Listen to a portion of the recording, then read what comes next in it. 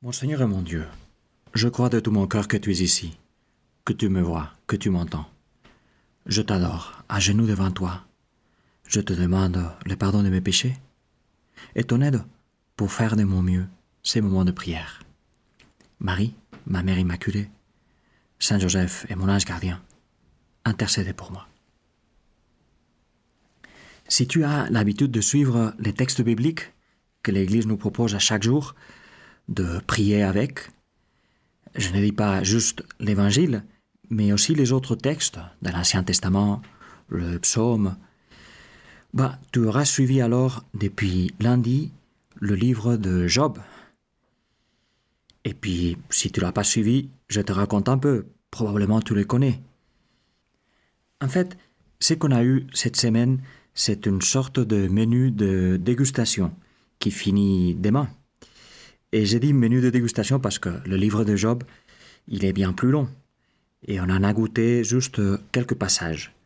Un peu comme lorsqu'on voit les répétitions de mouvements d'un match.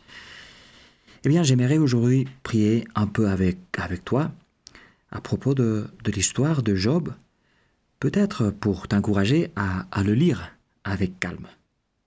Tu auras certainement une Bible à la maison, mais je te laisse quand même les liens vers une édition en ligne où il y a le livre de Job.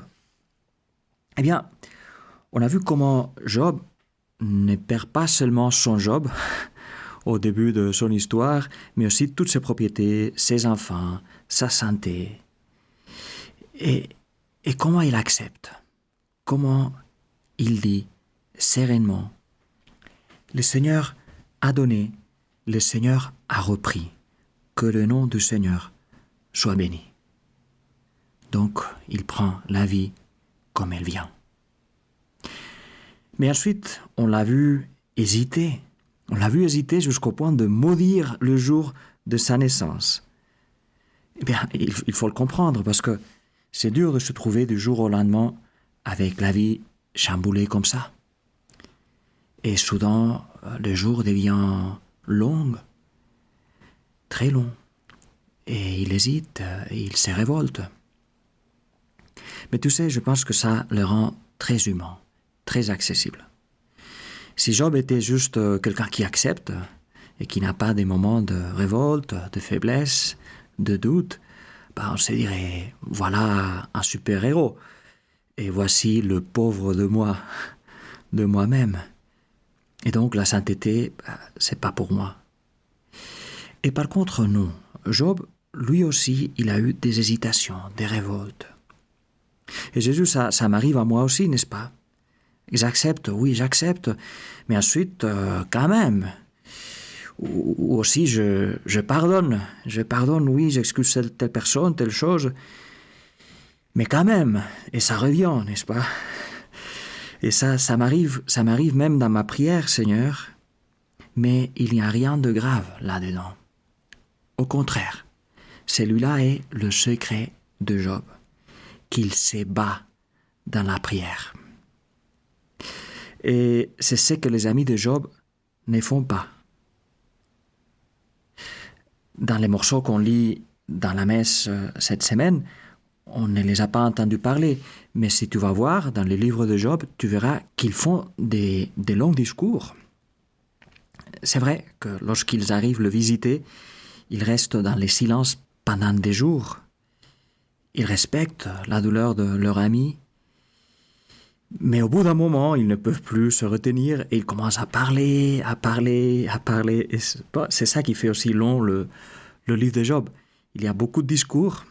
À tour de parole, les uns et les autres parlent et essayent d'expliquer à Job, de lui faire comprendre comme si eux, ils comprenaient. Ça me faisait penser à un passage d'un petit livre fantastique qui, hélas, n'a pas été traduit en français. L'auteur s'appelle Jesús Montiel et il raconte son expérience d'avoir un petit-fils avec leucémie pendant 2 ans. C'est comme un journal de bord.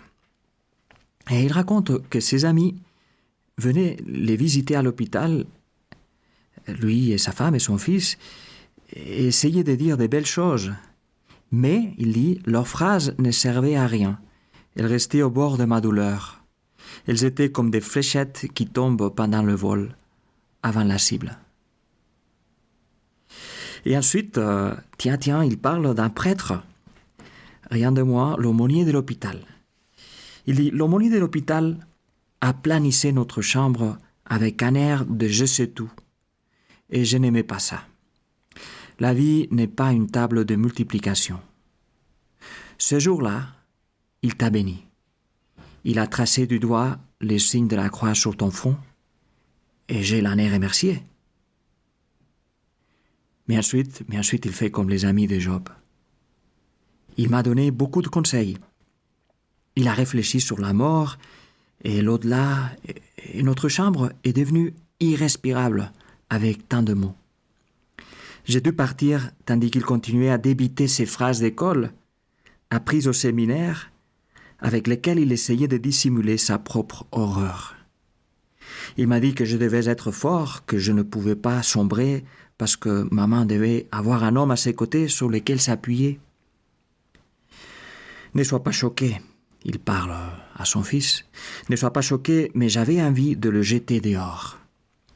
Dieu n'est pas comme les paroles de l'aumônier. Eh bien, j'en prends note. Nous en prenons note, les prêtres, les aumôniers, aussi laïcs, qui accompagnent les gens dans leur douleur. Cet homme n'écrit pas dans l'amertume. En fait, son fils est actuellement guéri. Mais il a raison, Dieu n'est pas comme les paroles de l'aumônier. Seigneur, tu n'es pas comme ça. Tu ne nous sermonnes pas. Et ça, c'est une chose, c'est quelque part ce que Job dit aussi à ses amis.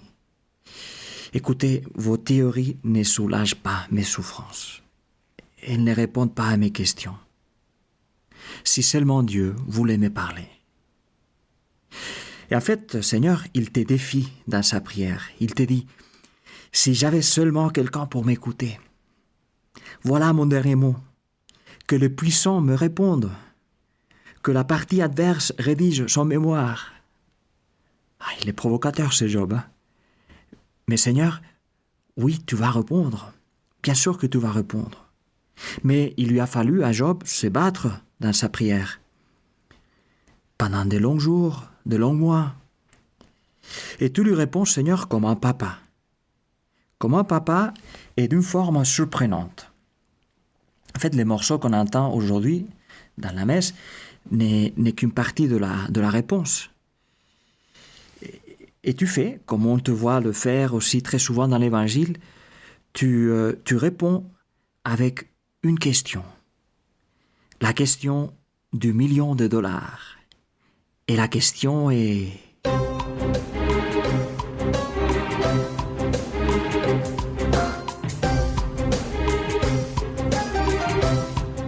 Où étais-tu quand j'ai fondé la terre?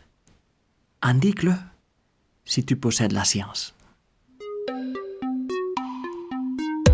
C'est une question qui va être suivie d'autres semblables qu'on voit aujourd'hui dans ces morceaux du livre de Job. Mais bon, je te la traduis un peu. C'est comme si Dieu disait, et il nous le dit à nous aussi, mon petit Job, je comprends que tu ne comprennes pas. Que tu ne comprennes pas comment se fait-il que je sois bon et que par contre tout cela t'arrive. Mais est-ce que tu comprends, toi, que tu es trop petit pour tout comprendre? Est-ce que tu vas me faire confiance? Eh oui, Job baisse les bras, désarmé. C'est la lecture des démons. Maintenant, Job comprend qu'il ne peut pas tout comprendre et qu'un jour, il comprendra. Comme nous comprendrons tous, Jésus, lorsque nous serons devant toi. Benoît XVI l'a dit d'une façon très belle et très profonde, comme toujours. Il dit, au jour du jugement, le Seigneur, face à nos questions, montrera ses plaies et nous comprendrons. Nous ne ferons plus de questions. Mais entre-temps, il s'attend de nous simplement que nous allions vers lui et que nous lui faisons confiance. Que nous ayons confiance dans le langage de ces plaies, même si nous ne sommes pas capables de comprendre la logique de ce monde. Eh bien, Seigneur, aide-moi à avoir confiance dans ce langage de tes plaies, de tes blessures. Ce langage qui signifie pas seulement que tu as souffert pour moi, mais que tu continues à souffrir à moi, avec moi, jusqu'à un point qui est inimaginable pour moi.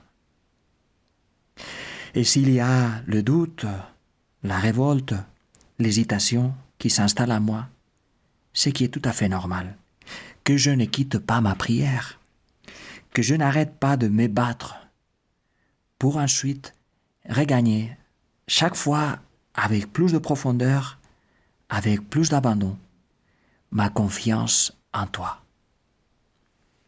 Je te remercie, mon Dieu, des bonnes résolutions, des beaux désirs et des lumières que tu as semées dans mon cœur pendant ces moments de prière.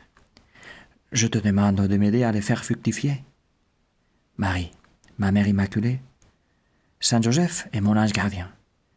Accompagnez-moi toujours en chemin.